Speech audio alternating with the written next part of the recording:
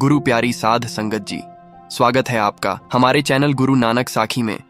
आज हम जानेंगे कर्म करना क्यों जरूरी है। सभी लोग यही कहते हैं, अच्छे कर्म करो, अच्छे कर्म करो।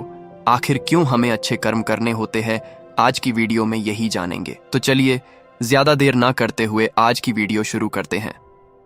कर्म, यह विचार कि किसी के कर्मों के परिणाम होते हैं, कई आध्यात्मिक और दार्शनिक परंपराओं का केंद्र है। कर्म करने की आवश्यकता को समझाने के लिए आइए इसे एक कहानी के माध्यम से देखें। यह कहानी जीवन में कर्म के महत्व को दर्शाने के लिए काफी लंबी होगी। ऊंचे पहाड़ों और बहती नदियों के बीच बसे एक हरे भरे जीवंत राज्य में अर्जुन नाम का एक युवक रहता था। वह एक धनी व्यापारी का बेटा था जो आराम और सहजता से जीवन जी रहा था। अर्जुन के पास वह सब कुछ था जो एक व्यक्ति चाहता है, पैसा, विलासिता और रुतबा। हालांकि वह बेचैन था। अपने सभी भौतिक सुखों के बावजूद वह असंतोष की गहरी भावना महसूस करता था। वह जीवन के उद्देश्य के बारे में उत्तर पाने के लिए तरसता था। जब सब कुछ उसके पास पहले से ही था तो उसे मेहनत क्यों करनी चाहिए? जब वह बस अपने धन का आनंद ले सकता था तो कर्म कार्रवाई में क्यों संलग्न होना चाहिए?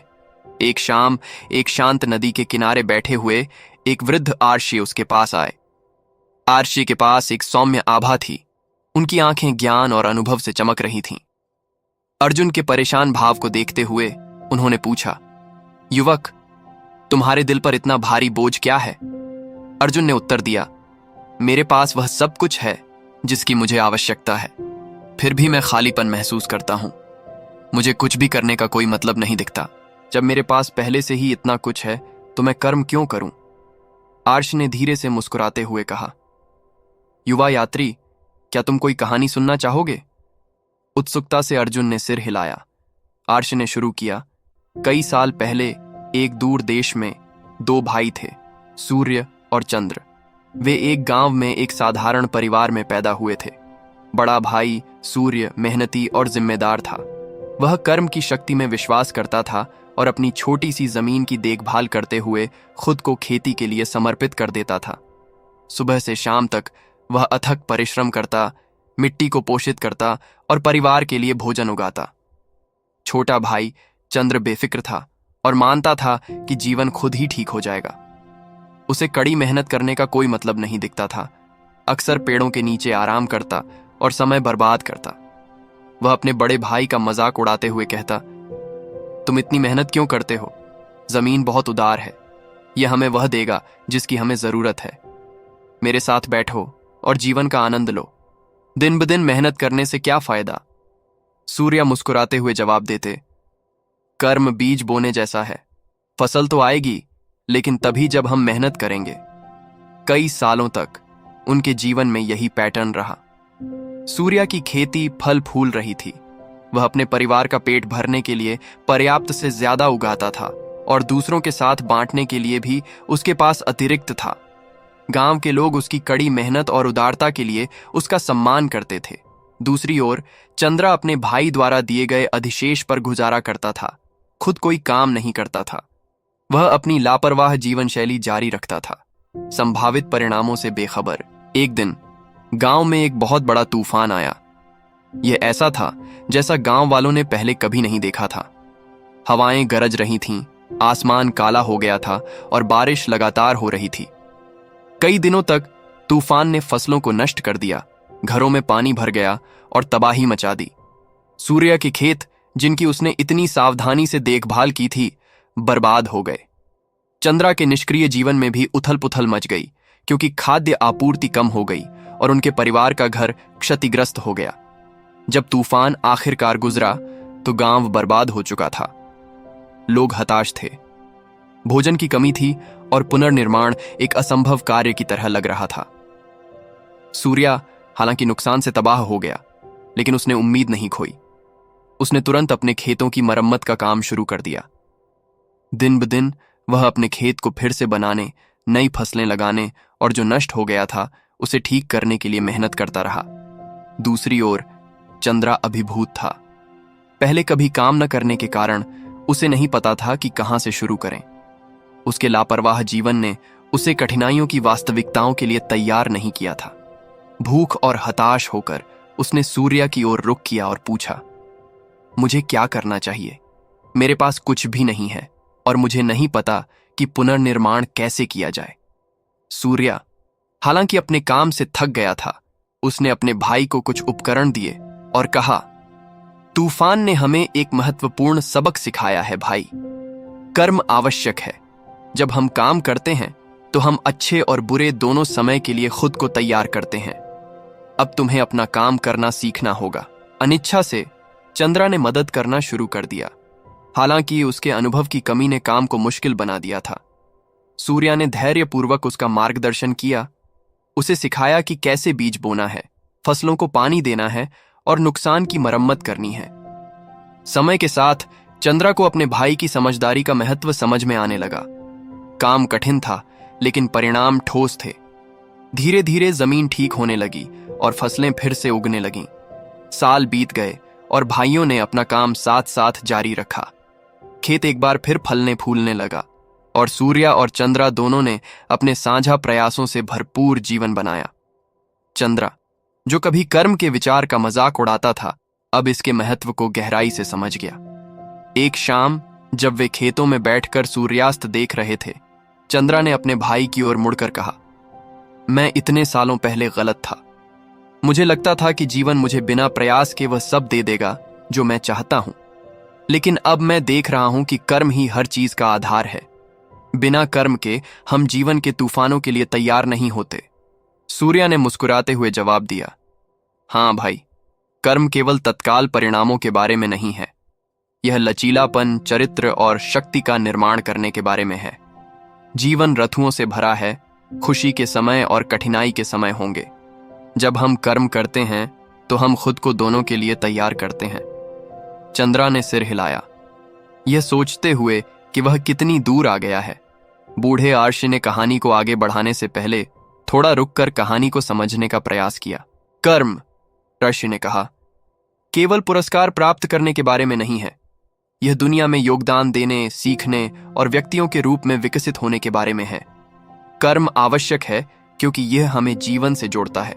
जब हम कर्म करते हैं तो हम न केवल अपने लिए भविष्य का निर्माण कर रहे होते हैं, बल्कि हम उन चुनौतियों के लिए भी तैयारी कर रहे होते हैं जो जीवन में अनिवार्य रूप से आती हैं। अर्जुन, जो ध्यान से सुन रहा था, ने अपने भीतर एक बदलाव महसूस किया। उसने हमेशा कर्म को लक्ष्य प्राप्ति का साधन माना था, कुछ ऐसा जो लोग केवल सफलता पाने या दुख से बचने के लिए करते हैं। लेकिन आर्षि की कहानी ने उसे दिखाया था कि कर्म उससे कहीं अधिक गहरा है। यह जीवन के प्रवाह में भागीदारी के बारे में है। लेकिन क्या होगा अगर हमें अपने कर्मों के परिणाम तुरंत न दिखें? अर्जुन ने पूछा। आर्षि फिर से मुस्कुराए, उनकी आंखें चमक रही थीं। सूर्य के बारे में सोचो बड़े भाई। उन्होंने तब भी कड़ी मेहनत की जब परिणाम तुरंत नहीं मिले। तूफान ने उनकी सारी मेहनत नष्ट कर दी, लेकिन उन्होंने हार नहीं मानी। कर्म का मतलब तत्काल संतुष्टि नहीं है, इसका मतलब बीज बोना है, यह जानते हुए कि वे अपने समय पर उगेंगे। कभी कभी हमारे कर्मों के परिणाम इस जीवन में दिखाई नहीं दे सकते हैं, लेकिन वे आएंगे, जैसे कि सूर्योदय निश्चित रूप से होता है। अर्जुन एक पल के लिए चुप हो गया, सबक को आत्मसात करते हुए। लेकिन चंद्रा के बारे में क्या? उन्होंने पूछा। उसने इतने लंबे समय तक कुछ नहीं किया, लेकिन अंत में उसे भी इसका फल मिला। आर्षि ने धीरे से ठहाका लगाया। चंद्रा की कहानी हमें याद दिलाती है कि शुरुआत करने में कभी देर नहीं होती। कर्म एक ऐसा मार्ग है जो हर किसी को जीवन के किसी भी मोड़ पर मिल सकता है, चाहे हम जल्दी शुरू करें या देर से। महत्वपूर्ण बात यह है कि हम प्रक्रिया में शामिल हों। ब्रह्मांड क्रिया के प्रति प्रतिक्रिया करता है। आर्षि उठ खड़े हुए और जाने के लिए तैयार हो गए। जाने से पहले उन्होंने अर्जुन की ओर देखा और कहा, याद रखो युवा, कर्म ही जीवन का नियम है। कर्म के माध्यम से ही हम सीखते हैं, बढ़ते हैं और अपने आसपास की दुनिया से जुड़ते हैं। कर्म के बिना हम हवा में बिना किसी उद्देश्य के बहते पत्तों की तरह हैं, लेकिन कर्म के साथ हम जड़ जमीन से जुड़े हुए हैं और जीवन के तूफानों का सामना करने में सक्षम हैं। अर्जुन ने देखा कि आर्षि दूर चले गए। उनका दिल हल्का हो गया। और उनका दिमाग लंबे समय से अधिक साफ हो गया। अब उसे समझ में आ गया कि कर्म क्यों जरूरी है। यह सिर्फ एक साधन नहीं है, बल्कि जीने का एक तरीका है, जीवन के नृत्य में भाग लेने का एक तरीका है। उस दिन से अर्जुन ने पूरे दिल से कर्म को अपनाया। उसने सिर्फ भौतिक लाभ के लिए नहीं, बल्कि दुनिया से जुड़े रहने के आनंद के लिए काम किया। वह कर्मशील व्यक्ति बन गया, यह समझते हुए कि उसका हर कदम, हर प्रयास उसकी यात्रा का एक हिस्सा है, और ऐसा करने में उसे वह पूर्णता मिली जिसकी उसे हमेशा से तलाश थी। यह कहानी दर्शाती है कि कर्म सिर्फ उन पुरस्कारों के बारे में नहीं है जिन्हें हम चाहते हैं, बल्कि यह यात्रा के बारे में भी है। कर्म में शामिल होकर हम जीवन की अपरिहार्य चुनौतियों के लिए खुद को तैयार करते हैं, एक व्यक्ति के रूप में विकसित होते हैं और अपने आसपास की दुनिया से जुड़ने में उद्देश्य पाते हैं। कर्म वह आधार है जो हमें खुशी और कठिनाई दोनों के माध्यम से बनाए रखता है। इसके बिना हम भटक जाते हैं, लेकिन इसके साथ हम अपने रास्ते में आने वाली किसी भी चीज का सामना करने के लिए सशक्त होते हैं। अब आपके मन में आएगा, कर्म का फल कब मिलता है? यह सवाल सदियों से लोगों के मन में गूंजता आ रहा है। यह एक गहरी और महत्वपूर्ण अवधारणा है जिसे समझने के लिए आइए एक छोटी सी कहानी के माध्यम से इसे समझते हैं। एक छोटे से गांव में एक किसान रहता था। उसका नाम रमेश था। रमेश मेहनती और ईमानदार व्यक्ति था जो अपने खेतों में दिन रात मेहनत करता था।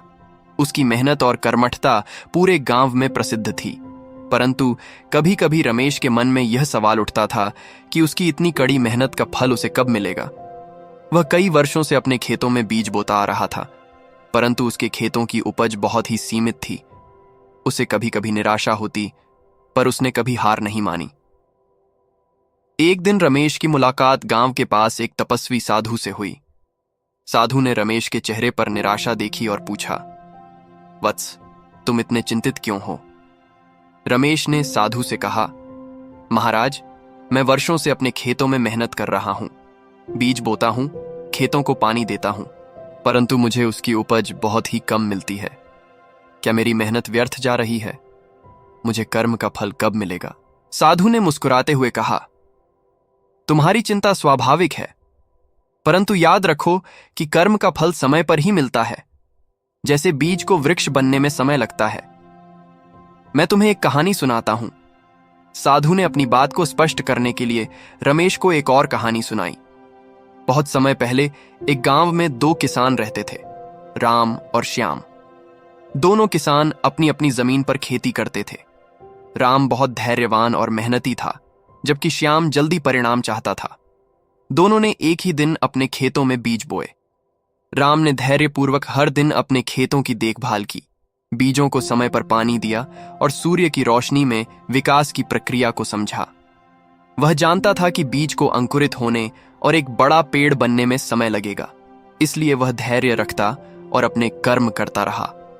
वहीं श्याम, जिसने भी बीज बोए थे, कुछ ही दिनों में परिणाम देखने के लिए बेचैन हो गया। उसने बीजों को उगता हुआ नहीं देखा तो उसे लगा कि उसकी मेहनत बेकार जा रही है। निराश होकर उसने खेतों की देखभाल करना बंद कर दिया। कुछ दिनों बाद उसने गुस्से में आकर अपने बीजों को उखाड़ फेंका और सोचा कि यह सब व्यर्थ है। कुछ महीनों बाद राम के खेतों में छोटे छोटे पौधे उगने लगे। समय बीतने के साथ वे पौधे बड़े पेड़ बने और उनमें फल लगने लगे। राम ने अपनी मेहनत का फल पाया और उसकी उपज बहुत ही अच्छी रही। वहीं श्याम को खाली हाथ रहना पड़ा, क्योंकि उसने धैर्य नहीं रखा और अपने बीजों को खुद ही नष्ट कर दिया था। साधु ने कहानी समाप्त की और कहा, कर्म का फल ठीक वैसे ही है जैसे राम के बीजों का पेड़ बनना। बीज को पेड़ बनने में समय लगता है, उसी प्रकार कर्म का फल भी समय पर ही मिलता है। यदि तुम धैर्य और निरंतरता से काम करोगे तो तुम्हें अवश्य ही उसका फल मिलेगा। कभी कभी वह फल तुरंत नहीं दिखता, लेकिन वह भीतर ही भीतर अंकुरित होता रहता है। रमेश ने साधु की बात ध्यान से सुनी और समझा कि कर्म का फल धैर्य और निरंतरता के साथ आता है। उसकी मेहनत व्यर्थ नहीं जा रही थी, बस समय आने पर उसे उसका परिणाम मिलेगा। उसने अपने खेतों में फिर से मेहनत करने का निश्चय किया, इस विश्वास के साथ कि जब सही समय आएगा तो उसे अवश्य ही उसका फल मिलेगा। यह कहानी हमें सिखाती है कि कर्म का फल कब मिलेगा, यह पूरी तरह से समय और हमारी निरंतरता पर निर्भर करता है। जैसे बीज को पेड़ बनने में समय लगता है, वैसे ही हमारे कर्मों का फल भी समय के साथ मिलता है। हमें धैर्य रखना चाहिए और कर्म करते रहना चाहिए, क्योंकि ईश्वर और प्रकृति हर कर्म का उचित परिणाम हमें सही समय पर अवश्य देते हैं। कर्म का फल देर से मिल सकता है, लेकिन वह निश्चित रूप से मिलता है। उम्मीद करते हैं आप सभी को यह कहानी पसंद आई होगी। अगर अच्छी लगी हो तो वीडियो को लाइक और चैनल को सब्सक्राइब करना मत भूलना।